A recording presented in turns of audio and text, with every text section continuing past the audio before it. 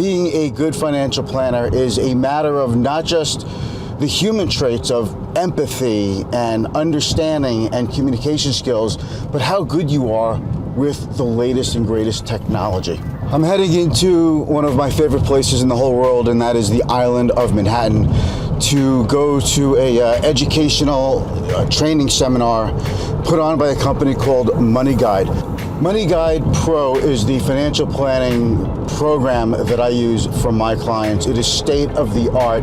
So let's take a ride into Manhattan. I'll show you a couple of things and we'll talk about MoneyGuidePro. They have so many new features that have come into play.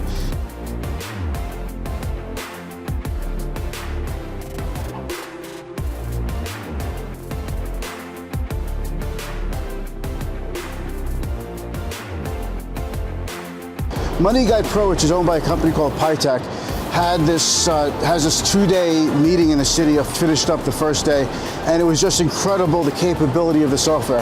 I've been a long-time user of the software, so I pretty much have it down, but they've just come out with so many new features, like integrating this with your credit cards and your bank statements, etc. With all the changes that I've seen in my industry over the years, what doesn't change, what the algorithms and the computers can't do, is they can't reach clients with empathy, with communication skills.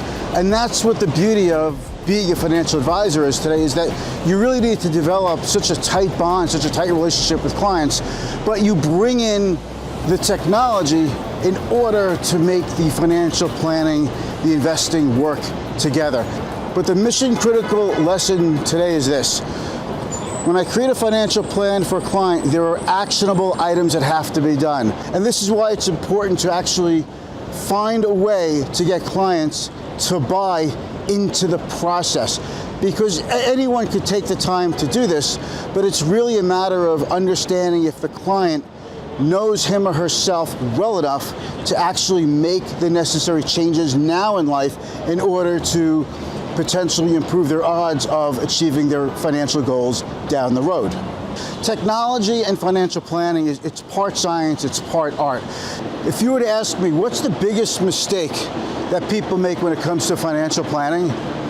It's that they wait too long to do it. They think they need a bigger net worth, they think they need to have a much bigger 401k plan, but the fact is, the sooner you start a financial plan, the better off you are. You just have so many questions, and you want to make sure you do it right starting when you're young, so that when you think you're at the right time for a full financial plan, you'll be ready for it. And that's why I'm so happy to be in Lower Manhattan today, to learn about all the new features and all the new bells and whistles that they crammed into MoneyGuidePro to make this so much better for my clients. And I'm just so excited to get back to my office and keep putting this to work so that I can make life better for my clients. The thing about a financial plan is that when you have one, it's almost like a feeling of power, of strength, because you're so prepared for the future and you're so confident in the decisions that you're making that you want to do even more. You want to even put away more money. You want to make the most of your financial future, and that to me is the ultimate benefit. That to me is the ultimate beauty of having a financial plan. So right now I'm right near the South Street Seaport, and one of the hidden little gems that I found down here is Lobster Go Go. So I am a sucker for a lobster roll. It's my favorite snack. So some people call it a meal. To me, it's a snack, unless they have 2 of them. Then it's a meal, I guess. But let's go check it out. How do you like that?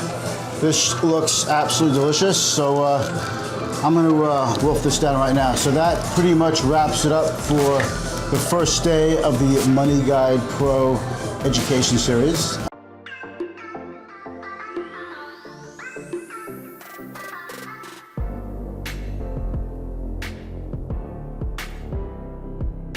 So I just finished up day number 2 of the MoneyGuidePro educational series with all the new features. Like I said yesterday, which you probably just watched about 5 seconds ago, I'm very happy with the new features. I think they're terrific. But more importantly, I think the big takeaway for me is that regardless of how good a plan is, I like to say, what good is a financial plan if you can't stick with it?